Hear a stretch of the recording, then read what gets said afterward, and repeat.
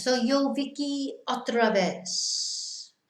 So, in this video, en el video de hoy, vamos a mirar video 11 de serie de exámenes o examinitos, the little exams, little tests to test your GCSE level of Spanish. How are you doing so far? Let me know how you're doing.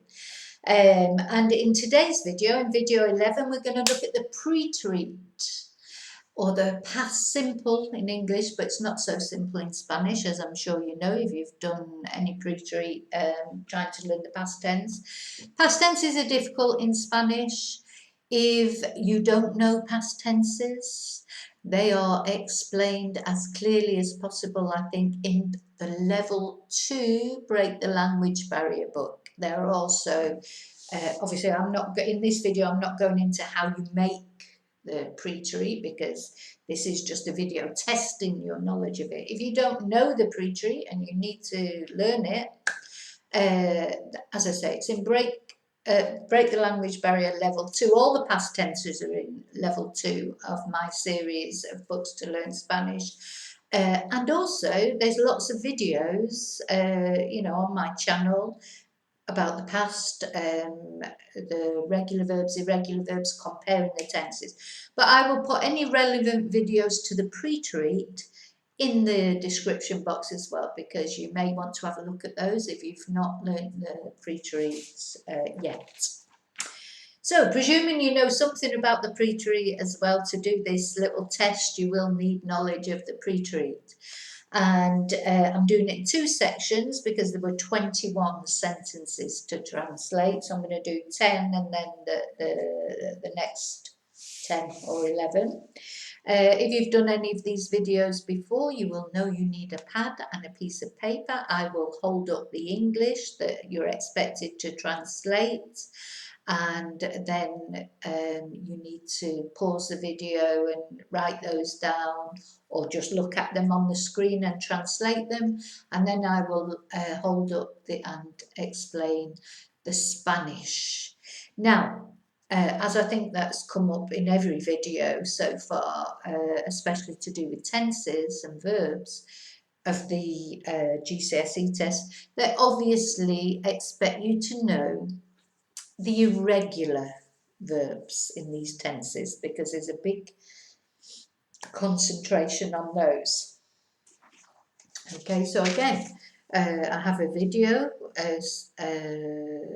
concentrating on irregular verbs, and they're explained very clearly and precisely in the level 2 book, and there's lots of practice with them, conversation practice, translations, etc. So, if you really want to get your head around past tenses, level 2, Break the Language Barrier, that I call the pain barrier because it's probably one of the hardest levels dealing with the past tenses, that's for you.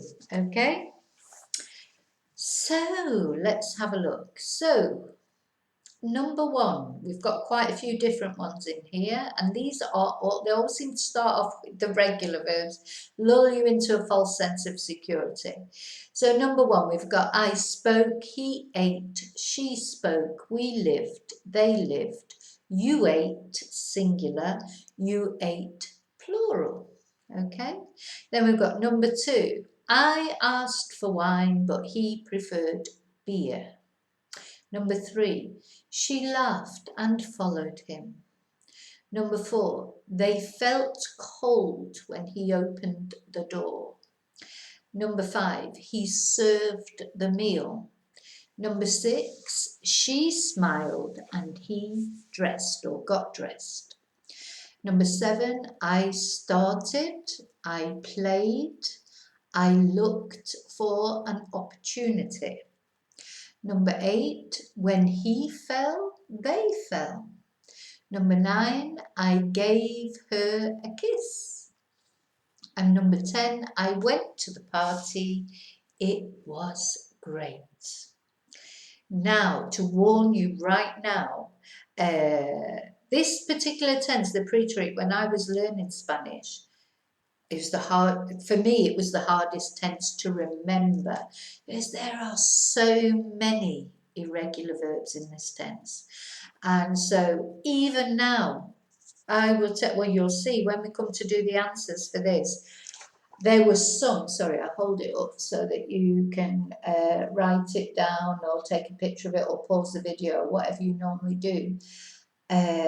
You will see I made a few mistakes. I did because, well, I'll explain to you when we get to them.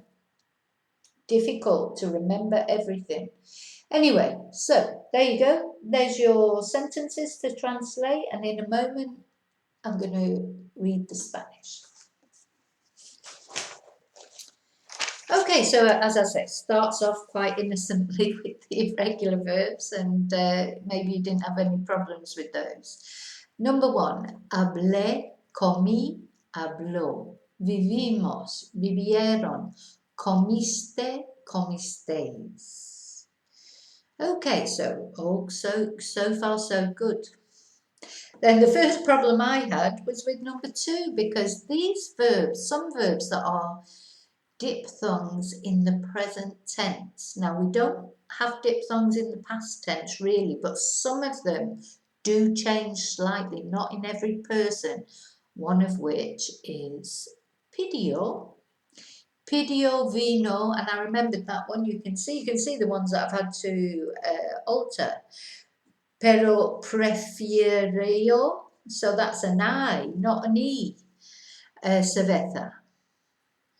Pidió vino, pero prefirió cerveza. Número 3, se rió y le siguió.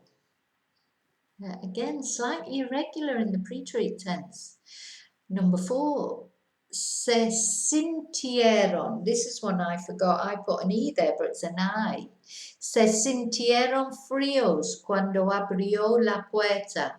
And I just want to say that if you were thinking of doing a GCSE, I think you would, these little things might be the difference, just take you down that little mark. I mean, I don't think you'd get penalised heavily for those sort of things, but these are the sort of things that can make the difference between an A++ and an A+.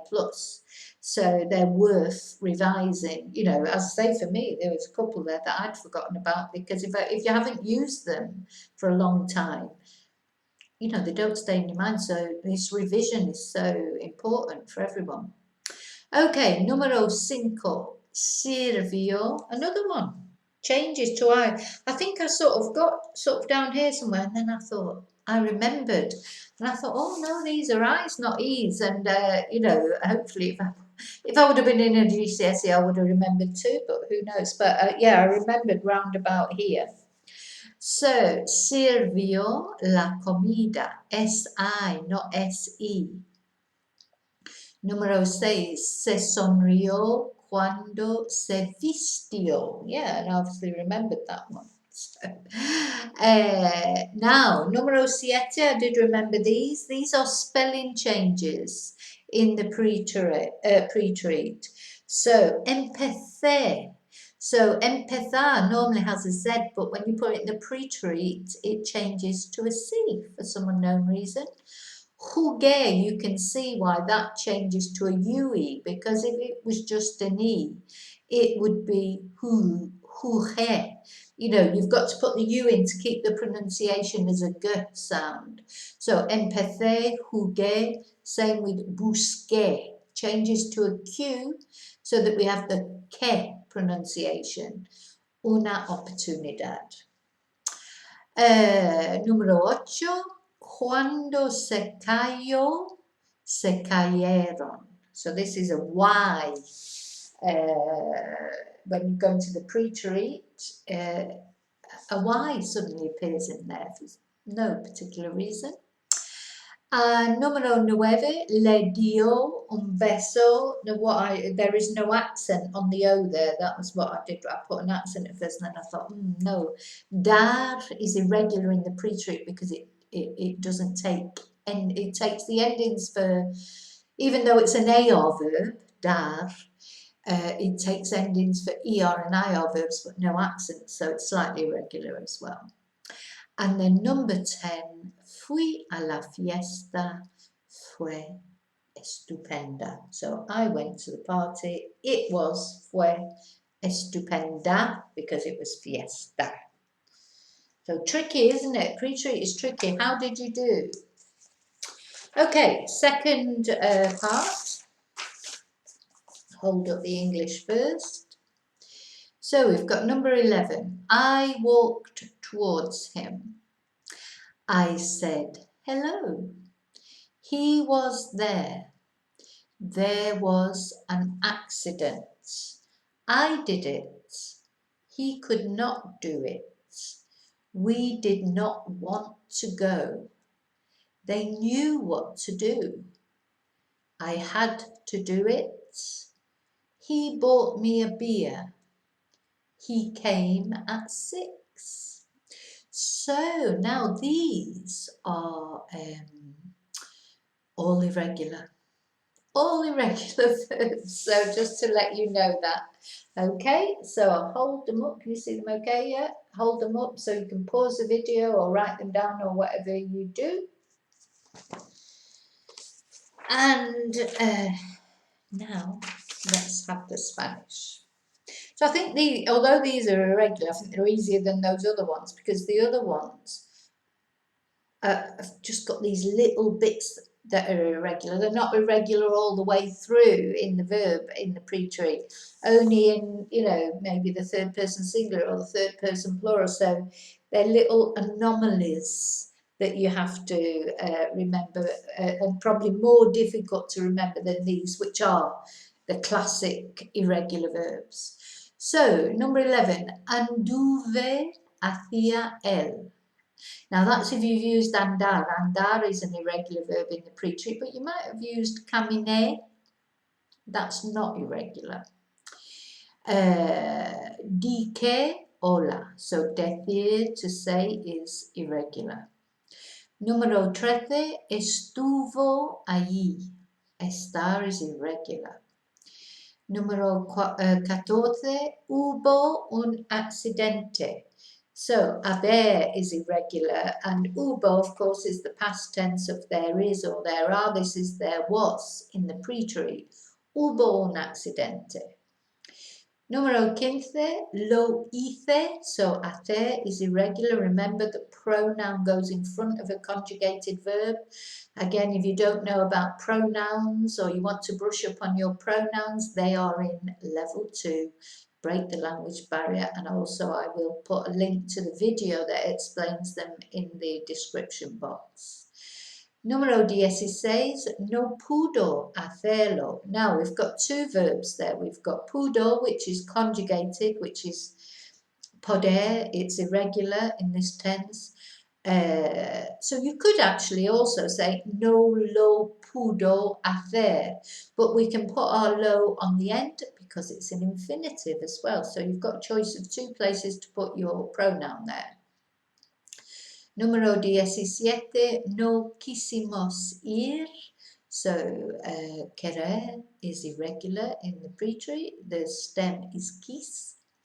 Número 18, supieron que hacer. So saber, also irregular in the preterite. The stem is sup. And 19, tuve que hacerlo. So to have to is tener que. And tener, there again, I have, that is in, tener que is explained in level 1, but in the present tense, not in the past tense. But it just follows on, you just conjugate the verb tener appropriately, whether it's past, present, future. I have to, I had to, I will have to. Tener que is explained in level 1 of the Break the Language Barrier, and I will put again that video in the description box. So, tuve que, I had to, we need the que, that's what makes it had to. And again, we've got an infinitive, do it, so we can put the lo on the end. Or we could put it in front of the tuve and say, lo tuve que hacer. So, lo tuve que hacer o tuve que hacerlo. Número 20, me trajo la cerveza. Traer. an irregular verb, it becomes track. And he brought me. So the me is the pronoun for me. We haven't got an infinitive there, so it has to go in front of the conjugated verb. Me, he brought a beer. Very kind of him. Me trajo una cerveza. And then the last one, another irregular verb, venir, to come, is the stem in the preterite is vin. So vino a las 6. Yeah, vino, one of my students once said, I remember it because it's he came or she came is vino, and then I think vino con vino, he or she came with wine. So all good guests come with wine, don't they? So see, vino a las 6, he or she came at 6. So I'll hold it up again. You might want to take a picture or freeze the video so you can check them. How did you do? I hope you did okay. Tricky. Preterite, for me, always the most difficult tense. And once you've cracked, as I think I've probably said in many a video, once you've cracked the past tenses, everything else after that is a bit easier, to be honest. So the level 2, break the language barrier, the pain barrier, that's the hardest level. Normally, in my experience, students that get through that stick with it to the end, because it's not till the end that everything starts coming together. You know, there's a bit sort of halfway through where people think, oh my God, I'll never remember all this, and maybe give up. But if they carry on to the end, they normally carry on and get really quite good at Spanish. So sometimes you've just got to go through that pain barrier. Okay, so in our next video, in video 12, we'll be looking at the imperfect and the pluperfect. And then I think there's only one more video after that where we look at future. There might be 2, future and conditional, in this series. Okay, Vale, so I hope you've done well. I hope you're pleased. I hope you know more than you thought you knew. If you don't panic, just carry on and keep practicing. You know, the more repetition you can do, the better, obviously. So, you know, and it's just cling on to those nice things that are, you know, when you do go out and you do get understood and you feel good. And, you know, there will be times where you think, oh God, you know, I haven't said that properly, or I haven't got over what I wanted to say. But there'll also be lots of times where you do have success and it feels so good. So just stick with it. Okay, so if you're interested in buying any of the books, you can buy them through me or through any Amazon site. All the links are in the description box. If you're interested in doing a semi-intensive course, if you're local, or if you want to do Zoom classes, please just get in touch and let me know what you're looking for, and we'll see what we can sort out and see. So, que tu Dios vaya contigo y te veo en el próximo video. Oh, by the way, please don't forget to give me a thumbs up and subscribe. It's a completely free way you can help me out. And te veo en el próximo video. Muchas gracias.